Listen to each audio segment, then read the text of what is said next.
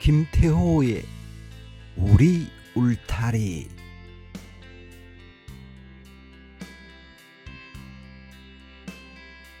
야성이 갇혔다. 돌출된 양 어깨뼈 사이에 목을 집어넣고 쇠창살 안을 왔다 갔다 한다. 분노와 공포로 번뜩이는 눈빛이다. 온몸에서 거르렁 거르렁 뿜어져 나오는 살기가 한여름 햇살조차 주눅들게 한다.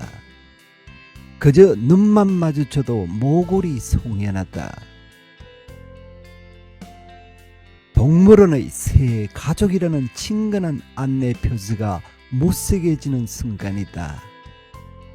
그를 처음 만난 것도 철창을 사이에 두고 쓰였다.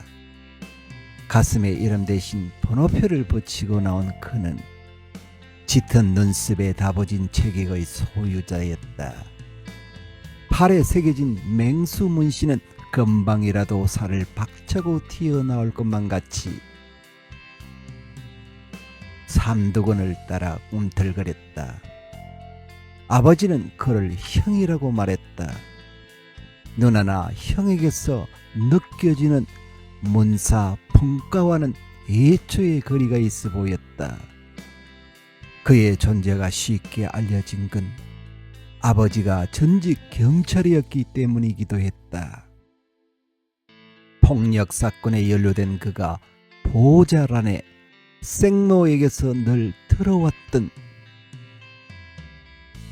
아버지의 인적사항을 적은 것이다. 그렇게 친부와 조우하게 된 그는 형량을 치우고 출소하자마자 집으로 찾아왔다. 이복 형과의 동거는 순탄하지 않았다. 막노동을 전전하는 그는 거의 매일 술에 취해 들어왔다. 어떤 날은 씻지도 않은 채 그냥 잠들었다. 코 고는 소리와 땀냄새, 술냄새가 범벅이 되어 방 안의 진동에도 형은 내색하지 않았다. 나의 불만은 날이 갈수록 커졌다.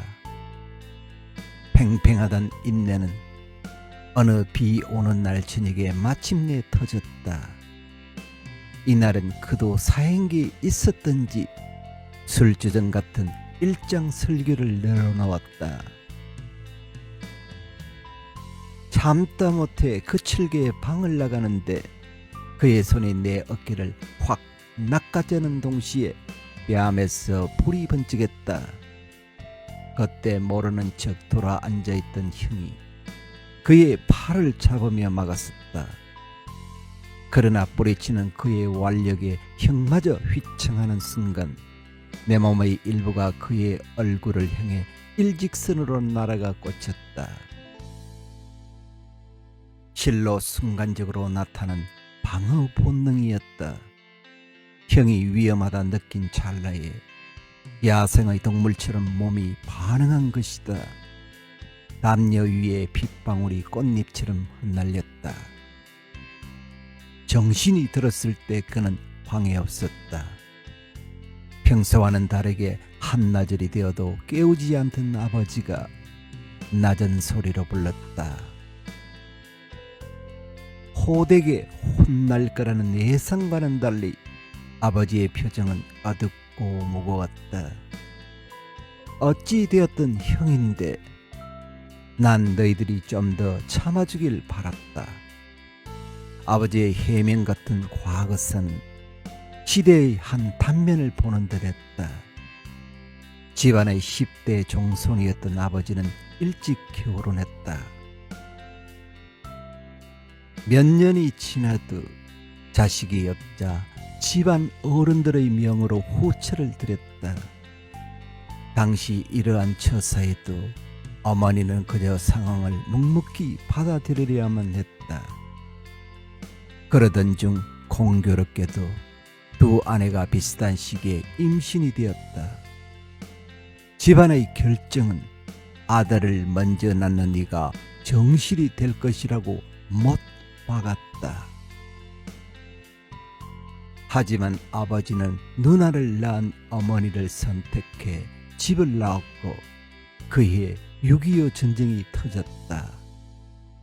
한 마을에 살던 친지들은 물론 이건희와 아버지의 식구들은 그때 모두 뿔뿔이 흩어졌다. 사대부를 자처하는 할아버지의 사고방식이 숨막힐 정도였다고는 하나 장자가 부모의 뜻을 거스르고 집을 나왔다는 사실은 당시로서는 있을 수 없는 일이었다. 그런데도 아버지의 고백은 단호했다. 난 종손이란 우리에 갇혀 내 인생이 그리 끌려가도록 놓아두고 싶지 않았다. 지금도 내 선택에 후회는 없고 다만 그 아이도 나로 인해 생기는 생이니 너희들에게 이해를 바랄 뿐이다. 집을 나갔던 이복 형이 3일 만에 돌아왔다. 목욕탕에 들렀다가 왔는지 그의 몸에서 비누 냄새가 났다. 그는 방에서 꽤 오랜 시간 형과 이야기를 나누었다. 이전까지는 둘 사이에 대화가 거의 없었는데 형이 그에게 친근한 인사까지 하고 나갔다. 둘만 남게 되자 난감한 마음에서 시선을 피하며 쭈뼛거리는데 그가 선뜻 말을 걸어왔다. 형이 맛있는 거 사주고 싶은데 같이 나갈래? 꽤 근사한 레스토랑에서 스테이크를 먹었다. 그는 고기는 피 맛이라며 덜 익혀 먹는 걸 좋아했다. TV에서 어느 동물원의 맹수가 사육사를 물고 우리를 탈출했다는 뉴스가 흘러나왔다. 말없이 식사만 하는 내게 보라는 듯 그는 팔뚝을 쓰다듬으며 중얼거렸다. 살아있는 이 녀석을 직접 보고 싶은데 동물원에는 가본 적이 없었어. 무언가 베풀 기회다 싶어 식사가 끝나자마자 그를 동물원으로 안내했다. 그는 다른 곳은 가보려고도 안 했고 오직 맹수 우리 근처에만 머물렀다. 저기 저놈 새로 왔나 봐. 독이 잔뜩 올라 뭐라도 물어뜯을 것 같잖아. 저런 사나운 녀석은 통제하거나 제재하면 더 튀어나가려고 하지. 남의 살 먹는 것들이 대체로 그래. 사람도 마찬가지고 교육의 정도에 따라 차이가 있긴 하지만 결정적인 순간에는 본능적으로 공격성이 살아나는 법이거든. 지난번의 너처럼. 그는 내 어깨까지 툭툭 쳐가며 말했다. 이복형은 살아오면서 자기 나름의 생활 철학을 꽤 공고히 한 듯 보였다. 동시에 그가 속 좁은 사내가 아니라 여겨져 호감이 들기 시작했다.